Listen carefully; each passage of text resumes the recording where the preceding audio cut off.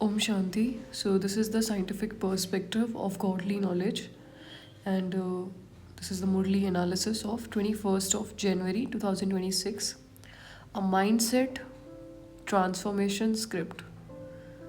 The essence of the Murli is कि एक बाप की याद से तुम्हें सुप्रीम बनना है, जो कि मेन चीज़ है, जो कि मेन टारगेट है हमारे जीवन का। जिस दिन हम ब्राह्मण बनते हैं उस दिन से हमारा जो काम शुरू होता है वो हम सुप्रीम बनने के लिए काम कर रहे हैं। ऑलराइट, सुप्रीम मतलब बिल्कुल बाबा के जैसे वो है वैसे मुझे बनना है। ही सुप्रीम, मुझे भी सुप्रीम बनना है। अगर मैं इसको साइंटिफिकली समझूँ तो इसका मतलब है कि only one pointed attention plus emotional bonding creates maximum inner power. और जहाँ पे फोकस डिवाइडेड रहता है वहाँ एनर्जी भी डिवाइड हो जाती है।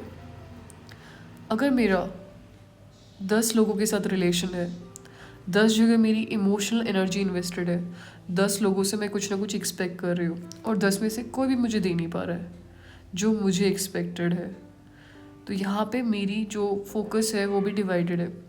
वहीं मेरा किसी एक से रिलेशन है और उस एक पे मेरा पूरा अटेंशन है और उस एक से मुझे रिवॉर्ड मिल रहा है। इसको कहते हैं one pointed focused attention. Similarly हमारा इस दुनिया में भगवान से सबसे बेहतर रिश्ता होना चाहिए। ठीक है, एज अ ब्राह्मण हमारा फोकस, हमारा रिलेशन, हमारा इमोशनल अटैचमेंट सब केवल एक बाबा से होना चाहिए और इसी पर्पस के लिए हम ब्राह्मण बनते हैं। Alright, so this was the essence of the Murli. इसे पॉइंट वाइज समझते हैं कि बाबा कह रहे हैं कि एक बाप की याद। So what does it means? तो अगर न्यूरोसाइंस की एक्सप्लेनेशन को समझा जाए तो जो ह्यूमन ब्रेन है वो काम करता है अटेंशन बेस्ड वायरिंग के according. What ever you remember repeatedly, what ever you emotionally connect with, what ever you focus on deeply, that becomes your neural network, dominant neural network. जिसे मुरली में बाबा कहते हैं कि भूले चूके भी किसी और को याद नहीं करना है, और यहाँ हम कॉन्शियसली उनको याद करते रहते हैं जिनसे हमें कुछ मिलने वाला नहीं है। कोई भी आत्मा से लॉजिकली भी हमें कुछ नहीं मिल सकता है। ये चीज़ एज अ ब्राह्मण मुझे याद रखनी चाहिए। हाँ, मैं देने के लिए उन्हें ज़रूर याद कर सकती हूँ।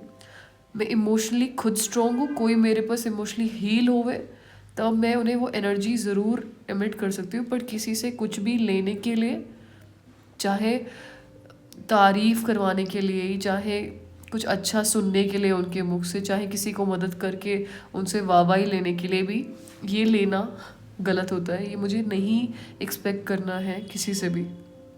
देना इज़ लाइक अनकंडीशनली देना, फिर मुड़ के भी नहीं देखना कि क्या दिया, क्या किया, किसके लिए, कैसे किया।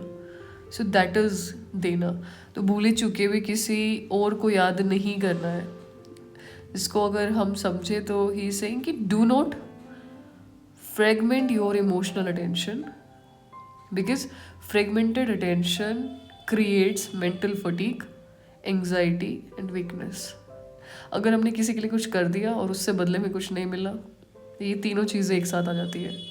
ठीक है, इसका मतलब है हमने कुछ एक्सपेक्ट किया था तभी उसके लिए कुछ किया, अनकंडीशनली कुछ नहीं किया। वहाँ पे भी हम कर तो रहे थे पर लेने के पर्पस से कर रहे थे, तो वो चीज़ भी हमारे जीवन में मेंटल फटीक लेके आती है, एंग्जाइटी लेके आती है और वीकनेस लेके आती है। और ये हम ब्राह्मणों के साथ ज़्यादातर होता है। कई बार हम बहुत ज़्यादा करते हैं पर वहाँ पे भी हमारी कुछ ना कुछ एक्सपेक्टेशंस रह जाती हैं, जिस वजह से हम ये तीनों चीज़ों के लूप में फंस जाते हैं। तो बेसिकली हमें संसार में तो किसी को याद करना ही नहीं है, और ये एक तरह का वैराग्य होना चाहिए एज अ ब्राह्मण हमारे अंदर। अगर नहीं है तो हमें जनरेट करना चाहिए कॉन्शियसली, ये सोच के कि यहाँ पे मुझे कभी भी कोई भी भरपूर नहीं कर सकता है। ऑलराइट, तो एक इमोशनल डिटैचमेंट क्रिएट करने की ज़रूरत है। अगर न्यूरोसाइंस की टर्म्स में इसे समझे तो अटेंशनल कोहेरेंस कहते हैं one stable object of focus is equal to stable mindset. ठीक है, जब मुझे बुद्धि स्वीकार ही कर लेगी कि मुझे यहाँ से कुछ मिलना ही नहीं है, जो भी मिलना है उस निराकार छोटी से बिंदी से बाबा से ही मिलना है, तो उसके अकॉर्डिंग फिर मेरी बुद्धि उस तरफ जाएगी नहीं, मेरा माइंडसेट स्टेबल हो जाएगा।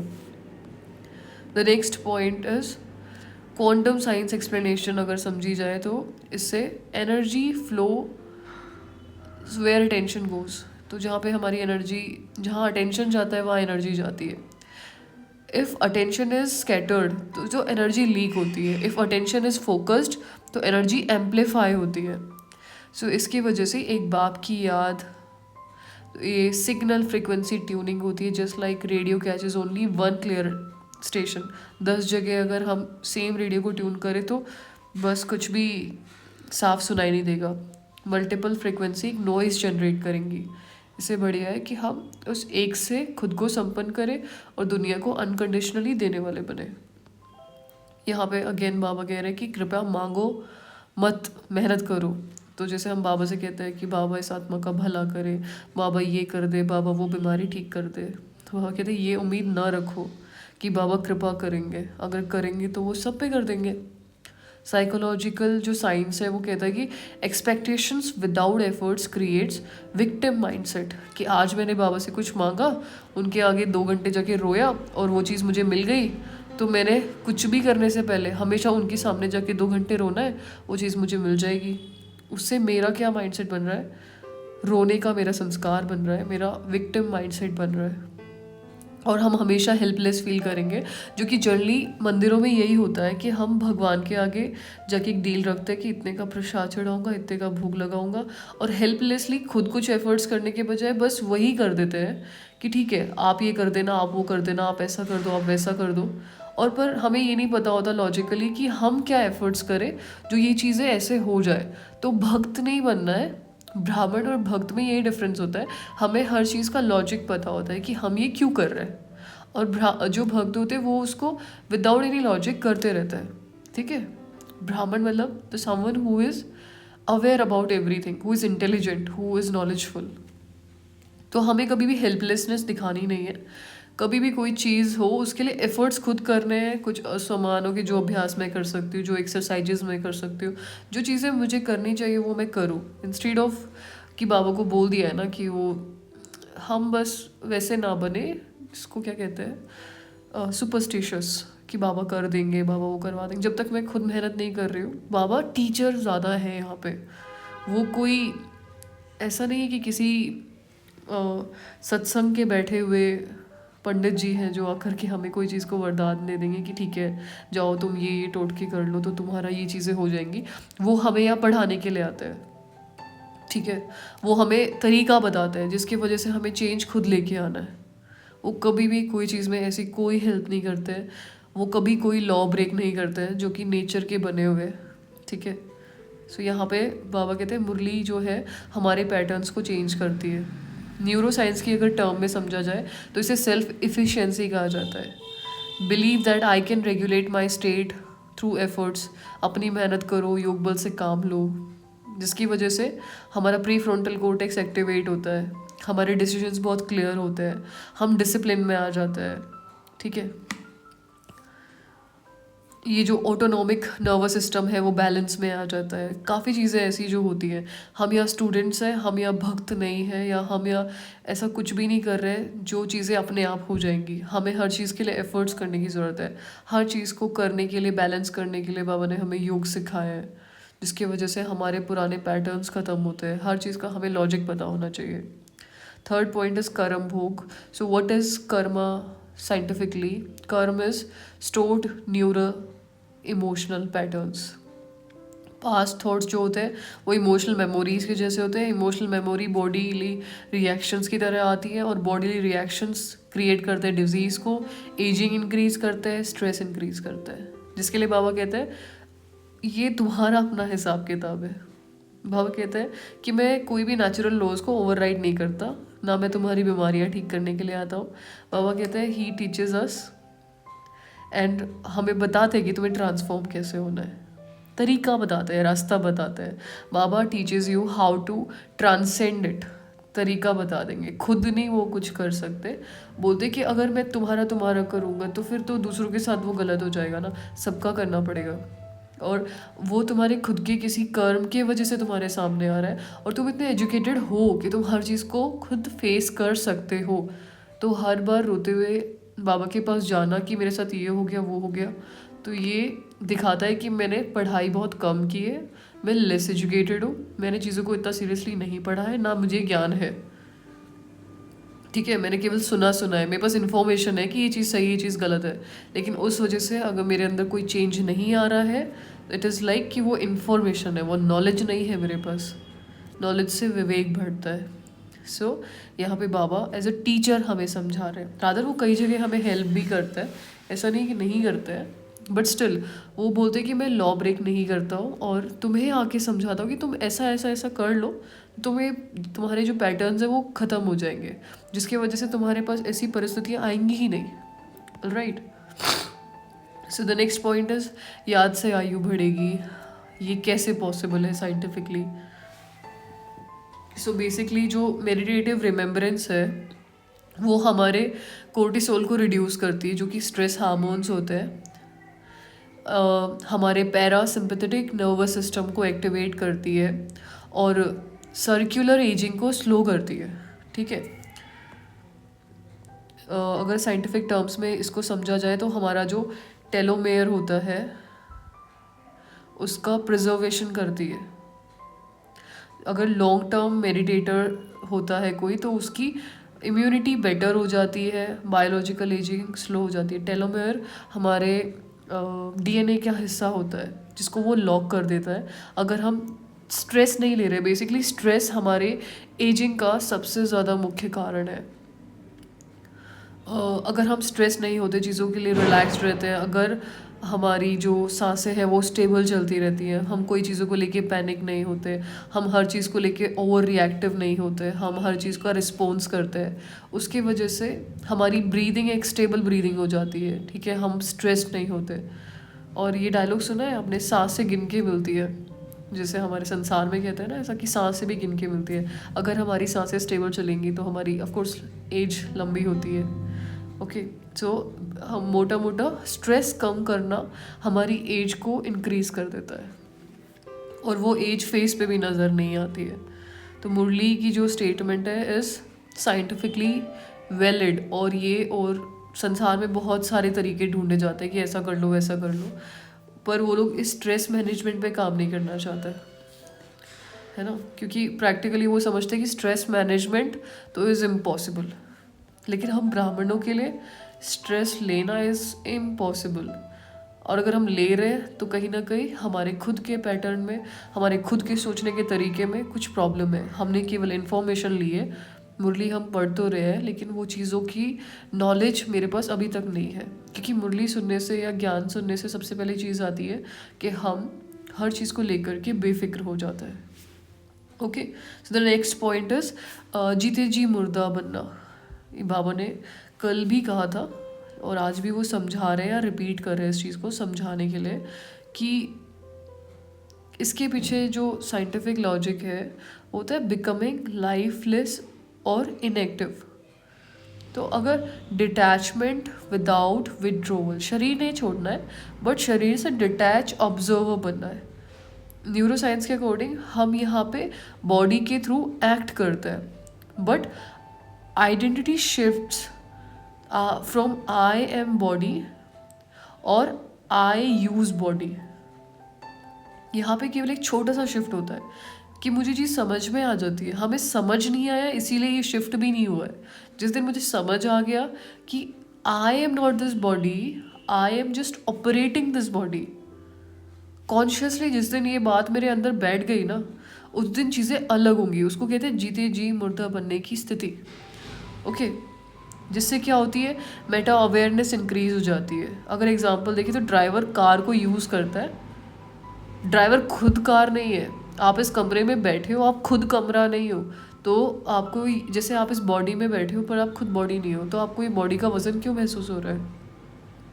क्योंकि आप खुद को बॉडी समझते हो। जिस दिन आपने समझना बंद कर दिया उस दिन बॉडी का वेट भी महसूस होना बंद हो जाएगा। एट द एंड हम छोटे से स्टार्स हैं, ये छोटा सा स्टार जिसको कमरे से बाहर निकलने के लिए एक छोटा सा होल भी काफ़ी है, या कमरा का गेट भी खोलने के लिए ज़रूरत नहीं है, इतने टाइनी स्टार्स हैं हम।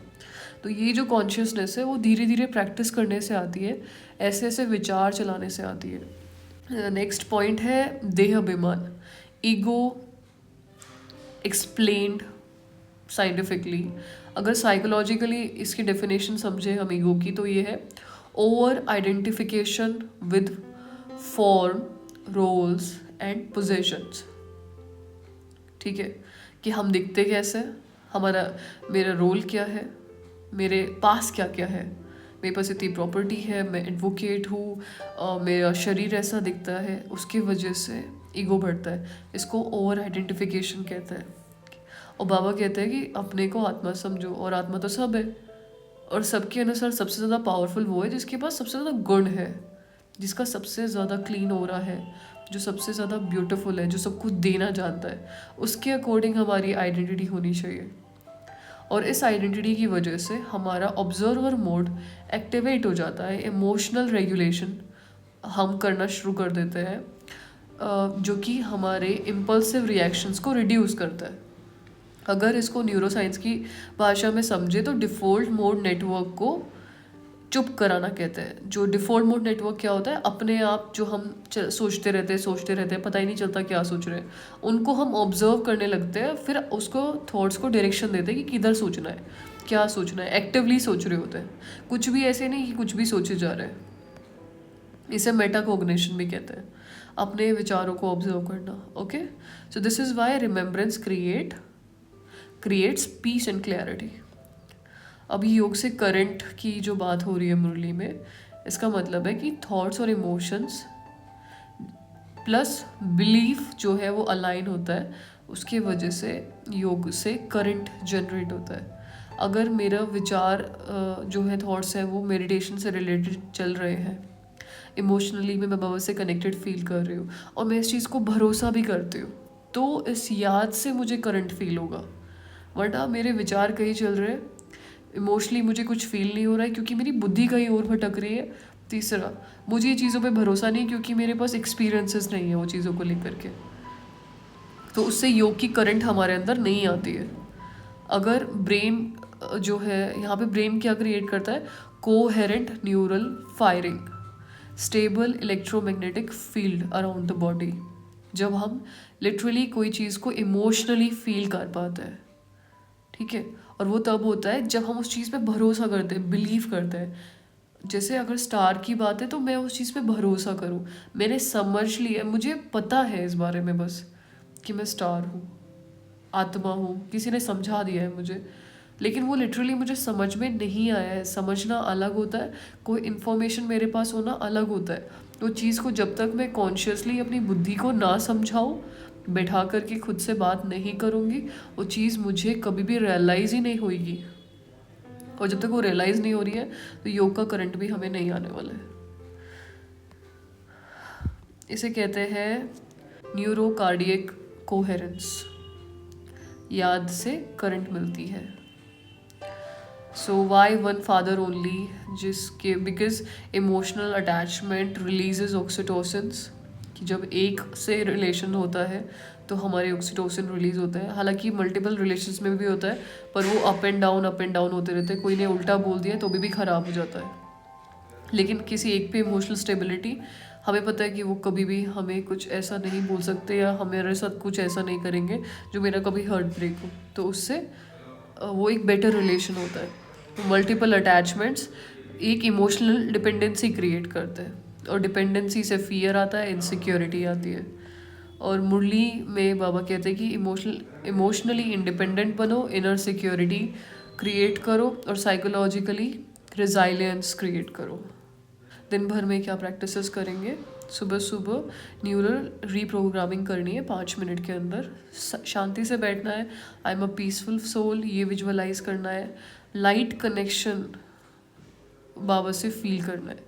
एक छोटी सी वायर मुजात्मा से निकल के बाबा में कनेक्ट हो रही है, उनकी एनर्जी मुजात्मा में फ्लो कर रही है। विजुअलाइज भी करना है और संकल्प भी क्रिएट करना है। इससे क्या होगा, इमोशनल रीसेट होगा। Resets emotional tune for whole day, पूरे दिन के लिए, ठीक है। कर्मा डिटॉक्स प्रैक्टिस करना है, जिसके लिए किसी से कोई शिकायत नहीं करनी है। This is my old data releasing, कुछ किया हुआ है तो सामने आ रहा है, it is okay, let them be. तो इस डिसकम्फर्ट को अराइज नहीं होने देना है, इसमें स्टेबल रहना है, कंप्लेन नहीं करनी है। Let me show my power कि मेरे पास कितनी ज़्यादा स्टेबिलिटी है उस मोड में, ठीक है। एक चॉइस होती है कि मुझे रिएक्ट करना है कि रिस्पॉन्ड करना है, तो हम उस पर रिस्पॉन्ड चूज़ करेंगे कि ठीक है मुझे रिलैक्स रह के रिस्पॉन्ड करना है। जिससे क्या होगा, ये हमारे इमोशनल रेसिस्टेंस को रिड्यूस करता है और हीलिंग को एक्सेलरेट करता है। जो थर्ड प्रैक्टिस है वो है single attachment training. Is my emotional dependency is on situations और ऑन कॉन्शियसनेस। डिसाइड करना है कि मैं खुद अपने इमोशंस को मैनेज करती हूँ, कंट्रोल करती हूँ, या मैं सिचुएशंस के अनुसार रिएक्ट करती हूँ। सामने वाला डिसाइड करता है। जैसे कई बार हम कहते हैं ना कि उसने उल्टा सीधा बोला, उसने उल्टा सीधा किया, उसने उल्टा सीधा नहीं बोला होता, जो मुझसे जैसा व्यवहार करेगा मैं उसके साथ वैसा व्यवहार करूँगी, ऐसा हम कई बार बोलते हैं और हमें लगता है कि बहुत पावरफुल डायलॉग है, बट ऐसा नहीं होता। कोई और कैसे डिसाइड करेगा कि मैं व्यवहार कैसा करूँगी, है ना। इसे कहते हैं इमोशनल डिपेंडेंसी, कि सामने वाला अगर गुस्से में तो मुझे तो अपने आप गुस्सा आ जाएगा, सामने वाला अगर प्यार से बात कर रहा है तो मैं अपने आप प्यार से बात, तो you are not choosing your emotion ना, दे आर डिसाइडिंग कि आप आज कैसे रिएक्ट करोगे। पावरफुल वो ज़्यादा होते हैं जो कॉन्शियसली चूज़ कर पाते हैं कि कोई कैसा भी रहे, मुझे स्टेबल रहना है, ये मेरी चॉइस है, और इसी से मेरी पावर दिखाई देती है कि मैं कितनी पावरफुल हूँ, मेंटली मैं कितनी स्ट्रांग हूँ या मैं कितना पावरफुल हूँ। ये चाहे हम बिजनेस कर रहे हो, काम कर रहे हो, वर्क कर रहे हो, वर्क प्लेस पे हो, घर में हो, सेंटर पे हो, हर जगह ये सेम चीज़ काम करती है ना। जिससे एक इमोशनल सोवर्निटी क्रिएट होती है, हमारा जो माइंडसेट है वो सुप्रीम बन जाता है। कोई चूज़ नहीं कर सकता कि मैं कैसे रिएक्ट करूँगी, ठीक है। तो जो फाइनल माइंडसेट शिफ्ट होना है आज की कोर मैसेज से वो ये है कि God should fix my problems, no of course not. God teaches me how to become sovereign, okay. वो मुझे सिखाते हैं क्या चीज़ें कैसे मैनेज करनी है, मेरा माइंडसेट वो डोल, अगर वो चीज़ें वो हर चीज़ मेरे लिए कर देंगे ना, तो मैं कभी भी पावरफुल नहीं बन पाऊंगी, मैं हमेशा डिपेंडेंट रहूंगी बाबा पे ही। और वो ऐसा बच्चा हमें कभी नहीं बनाएंगे। He is an amazing father, amazing teacher, he is an amazing दादा, सदगुरु, ठीक है। सो हम जो भी उन्हें समझें, वो कभी भी हमें खुद पे डिपेंडेंट नहीं बनाते, ये चीज़ लेकिन हमें समझने में टाइम लगता है। Okay, so the last point is, जो वन पॉइंटेड रिमेम्बरेंस है ये it creates neural coherence. One pointed remembrance create neural coherence, quantum alignment, emotional sovereignty और कार्मिक लिबरेशन। इसीलिए उस एक फादर से रिलेशंस बनाने हैं, और हाउ टू मेक रिलेशंस इस पे क्लास हो चुकी है, आप वो सुन सकते हैं, मैं लास्ट में डाल भी दूंगी इसके अंदर। उन एक से रिलेशन बनाना, उस एक पे इमोशनल स्टेबिलिटी रखना, उन एक पे इमोशनल डिपेंडेंसी रखना is the most amazing thing, ठीक है। वो चीज़ों में फ़र्क होता है कि हम संसार में किसी पे इमोशनली डिपेंडेंट हो या अपनी बातें सारी जाके उस एक फादर से शेयर करें और हमें अच्छा लगे, हमें लगे हाँ किसी ने सुन लिया, हाँ कोई है मेरे पास जो हमेशा मेरे साथ है। उसके लिए उनसे एक रिलेशनशिप बनाना होता है। वो रिलेशनशिप कैसे बनाते हैं आप ये नेक्स्ट क्लास चेक कर लेना इसके लिए, ठीक है। सो आई होप ये चीज़ें आपके लिए काम करेंगी। कुछ प्रैक्टिस करने से कोई चेंज होगा, अगर हम केवल सुन रहे हैं और आप लोग कमेंट्स कर रहे हो कि बहुत अच्छा बहुत अच्छा, सो उससे भी कोई फ़र्क नहीं पड़ेगा जब तक आप लोग प्रैक्टिस नहीं करोगे इन चीज़ों को, जब तक आप अपना माइंडसेट चेंज नहीं करोगे, ओके। सो दी गई प्रैक्टिसेस को ज़रूर करें, then I will be able to catch your thank yous कि हाँ चलो कुछ तो काम हुआ, सच में कुछ सफल हुआ time, okay. Alright, Om Shanti everyone, please take care of yourself.